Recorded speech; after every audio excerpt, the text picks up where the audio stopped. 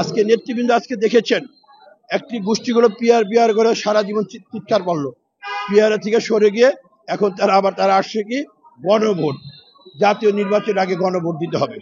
এটা কোনো কথা হলো? আমাদের গরিব দেশ, একটা নির্বাচন করতে গেলে কত ব্যয়বহুল, হাজার হাজার কোটি টাকার ব্যাপার।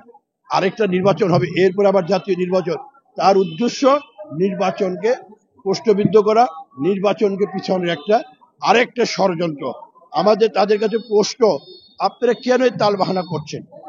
নির্বাচনের তারিখ দেওয়া হয়েছে, ডক্টর ইউনূস আমাদের নেতা তারেক রহমানের নেতৃত্বে লন্ডনে বৈঠক হয়েছে, সেখানে সিদ্ধান্ত হয়েছে যে আগামী ফেব্রুয়ারিতে নির্বাচন হবে।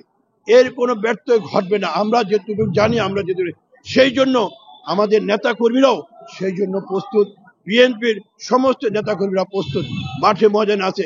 আপনারা এই কথাও বলবেন, আবার তলে তলে নির্বাচনের কাজও করবেন। বিভিন্ন জায়গায় মহিলাদেরকে নামিয়ে দিয়েছেন, বিভিন্ন জায়গায় উঠান বৈঠক করছেন, ঢাকা শহরে নামাজের পরে আপনারা বিভিন্ন জায়গায় যাচ্ছেন। তো এক দেশে দ্রুত নীতি হয় না, আপনারা একটা পথে থাকুন, দেশটাকে আমরা সামনের দিকে নিয়ে যাই। সামনে যদি রাষ্ট্রীয় ক্ষমতায় বিএনপি ইনশাল্লাহ আসে, অবশ্যই শ্রমিকদের যে ন্যায্য দাবি, সেই দাবিগুলো আমরা অবশ্যই পূরণ করবো।